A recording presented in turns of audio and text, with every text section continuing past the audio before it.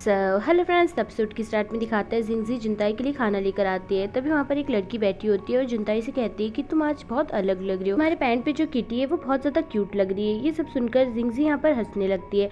तभी जुनताई ये सब सुनकर उसे वहाँ से भगा देता है। तभी जुनताई को जिंगवैन का कॉल आता है और जिंगवैन का कॉल आता देख वो फटाफट अपना फोन जिंगजी को दे देता है और कहता है कि तुम मेरी सेक्रेटरी हो, इसलिए ये तुम्हारा जॉब है कि तुम मेरे फोन कॉल्स का आंसर करो। तभी जिंगजी फोन पे जिंगवैन का नाम देखती है और कहती है कि ये तो स्टार है ना। जुनताई कहता है कि हाँ, और स्पेशली इसके कॉल्स का आंसर तुम ही करोगी। तो जिंगजी कहती है कि लेकिन मैं उसे क्या कहूँ। तभी जुनताई कहता है कि कुछ भी कह दो, ऐसा कह दो कि मैं यहाँ पर अवेलेबल नहीं हूँ।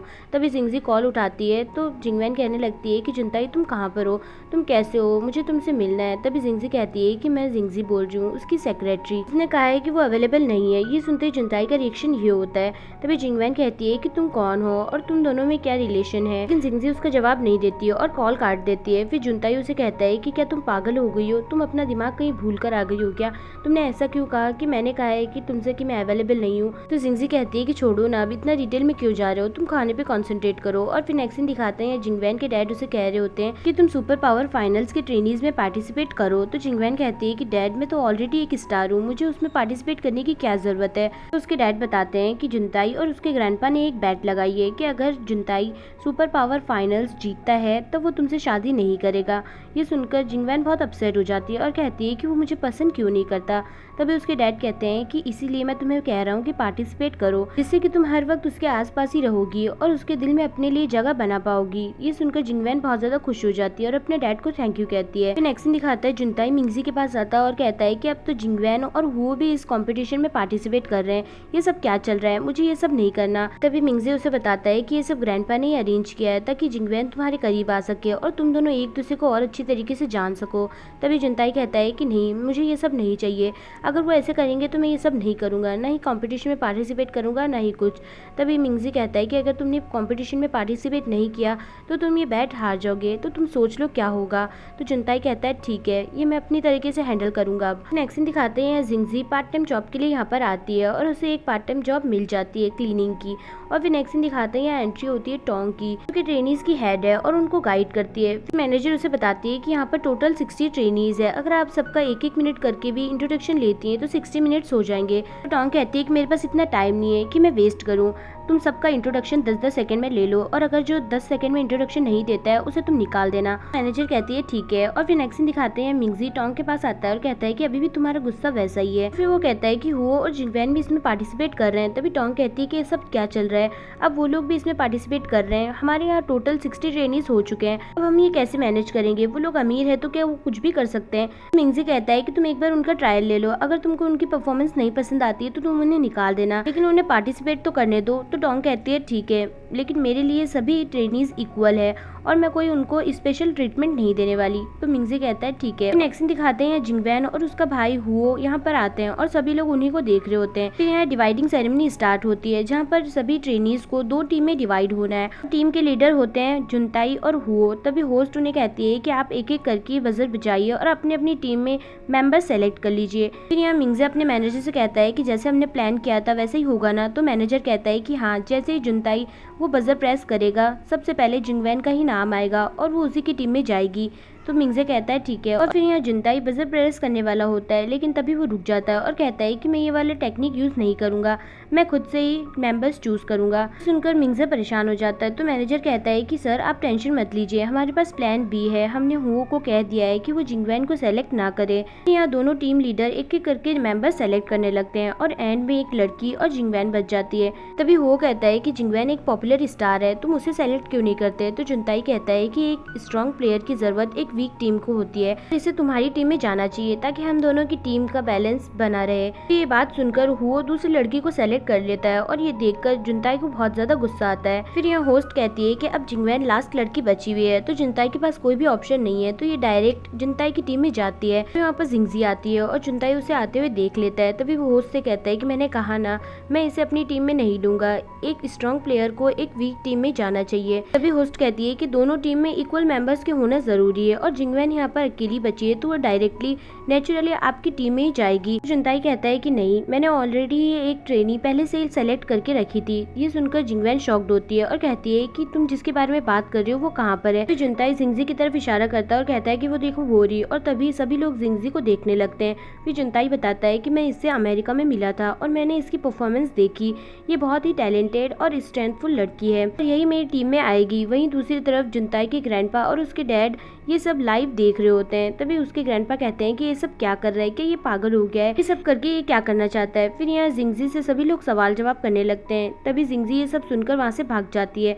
फिर यहाँ जिंगवेन बाहर आ रही होती है। तभी वो उसे कहता है कि सॉरी सिस, मैंने तो बहुत कोशिश करी थी, जैसा कि तुमने कहा था मैंने तुम्हें सेलेक्ट नहीं किया, लेकिन जुनताई ने भी तुम्हें सेलेक्ट नहीं किया, इसमें मेरी कोई भी गलती नहीं है। लेकिन जिंगवेन उसकी बात नहीं सुनती और वहाँ से चली जाती है। यहाँ जिंगजी भागते हुए बाहर आती है। तभी जुनताई भी उसके साथ साथ आता है और कहता है कि ये तुम क्या कर रही हो, तुम्हें अपना सपना पूरा नहीं करना है, तुम्हें एक एक्ट्रेस नहीं बनना है, ये बहुत अच्छी अपॉर्चुनिटी है, तुम इसे अपने हाथ से ऐसे कैसे जाने दे सकती हो। तभी जिंगजी कहती है कि नहीं, तुम नहीं समझ सकते, मुझे पार्ट टाइम जॉब करनी है ताकि मैं अपने मॉम की मेडिकल फीस भर सकूं, और मैं ये सब करके अपनी स्ट्रेंथ और एनर्जी नहीं खो सकती। जुनताई कहता है कि तुम एक पार्ट टाइम जॉब में एक साल में कितना कमा लोगी, कुछ भी नहीं। अगर तुम एक स्टार बनती हो, एक मूवी स्टार बनती हो, तुम्हें कोई फिल्म में काम मिलता है, तुम एक साल में बहुत कमा लोगी और उससे तुम कुछ भी कर सकती हो, अपनी सारी प्रॉब्लम्स को सॉल्व भी कर सकती हो। जिंगजी कहती है कि हाँ तुमने सही कहा, लेकिन स्टार बनने में बहुत टाइम लगता है और मेरी मॉम इतना वेट नहीं कर सकती, और ये कहकर वहाँ से चली जाती है। यहाँ मैनेजर टोंग को कॉल करती है और आज जो कुछ भी हो वो बताती है और बताती है कि मिंगजी और उसकी टीम ने बहुत सारे ट्रिक्स खेले जिससे कि जिंगवेन जुनताई की टीम में जा सके, लेकिन ऐसा नहीं हुआ। तो टोंग कहती है कि ठीक है, ये सब मैं हैंडल करती हूँ। ये कहते वो खांसने लगती है। तभी मैनेजर कहती है कि क्या हुआ, आपकी तबीयत तो ठीक है ना। तो टोंग कहती है कि हाँ मैं ठीक हूँ, तुम वो मैटर हैंडल करो। और ये कहकर वो कॉल काट देती है और तभी वो डॉक्टर की बात सोचने लगती है कि उन्होंने उसे कहा था कि उसे लीवर कैंसर है, और यही सब सोचकर टोंग यहाँ बहुत परेशान होती है।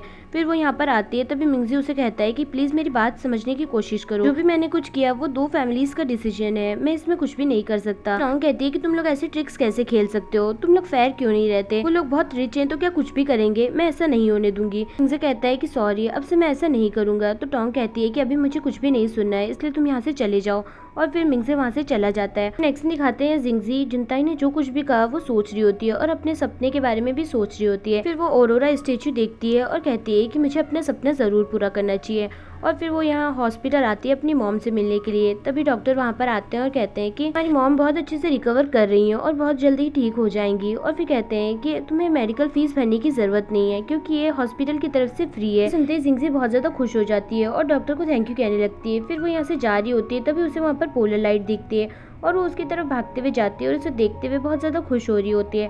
तभी वहाँ पर जुनताई आता है और कहता है कि क्या तुम्हें ये पसंद आया।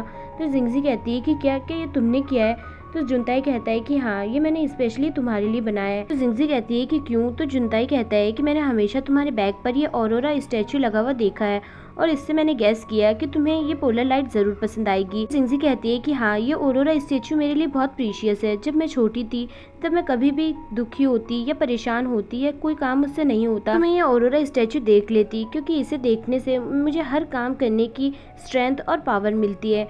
तभी जुनताई कहता है कि हाँ, तभी मैंने ये पोलर लाइट्स तुम्हारे लिए अरेंज करवाए ताकि तुम्हें स्ट्रेंथ मिले और पावर मिले, जिससे कि तुम अपना सपना सच कर सको। क्या तुम्हें मेरी बात समझ आई। तो जिंगजी कहती है कि हाँ, मुझे सब समझ आ गया। दोनों बहुत ज्यादा खुश होते हैं। फिर नेक्स्ट डे का दिखाते हैं, यहाँ ट्रेनीज खड़े होते हैं और टोंग उन्हें अनाउंस करती है आप इस कॉम्पिटिशन को इतने ईजी में मत लीजिए, ये बहुत टफ है, और अगर आप लोगों को में से कोई भी गलती करता है तो मैं उसे उसी वक्त डिस्क्वालीफाइड कर दूंगी।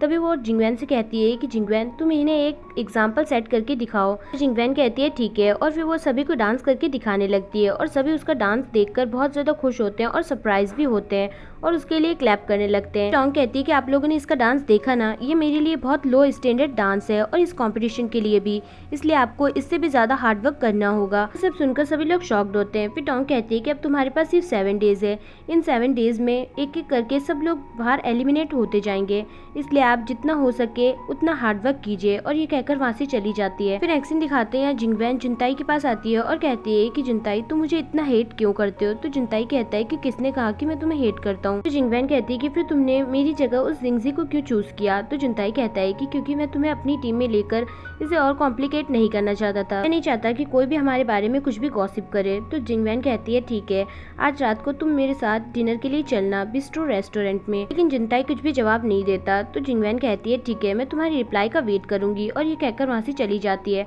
और यही सब वैंग यहाँ पर बैठकर सुन रही होती है। नेक्स्ट दिखाते हैं जिंगजी एक ट्रेनी के साथ बाहर आ रही होती है। तभी वहाँ पर वैंग आती है और उन्हें आता देख वो जानबूझकर जिंगजी को टक्कर मारती है और गलती से जिंगजी से उसके बैग पर पानी गिर जाता है। तभी वो उसे चिल्लाने लगती है कि ये तुमने क्या किया, ये सब तुमने जानबूझकर किया है, मुझे कंपनसेशन चाहिए। तो जिंगजी कहती है कि कैसा कंपनसेशन, तुमने ये सब जानबूझकर किया है। यही सब सुनकर वैंग उसे मारने लगती है। तभी वहाँ पर हुआ आता है, कहता है कि ये सब तुम क्या कर रही हो, हम सब यहाँ पर ट्रेनीज है, तुम ऐसे किसी को भी बुली नहीं कर सकती। वैसे भी तुम्हें गुस्सा नहीं करना चाहिए, नहीं तो तुम्हारे फेस पे जल्दी रिंकल्स आ जाएंगे। ये सुनकर वैंग हंसने लगती है। फिर वो उसे अपना बैग दिखाती है और कहती है कि ये देखो, इस लड़की ने जानबूझकर मेरे बैग पर पानी डाल दिया। तभी हुओ कहता है कि ये तुमने क्या किया, तुम्हें ऐसा नहीं करना चाहिए था। हुओ वो बैग देखने लगता है और कहता है कि वाओ, ये तो मेरी सिस्टर की जैसा ही बैग है, सेम चेन, सेम लॉक, सब कुछ सेम ही है। सब सुनकर वैंग को बहुत ज्यादा अच्छा लगता है। तभी वो कहता है कि लेकिन ये ए टाइप ग्रेड का बैग नहीं है।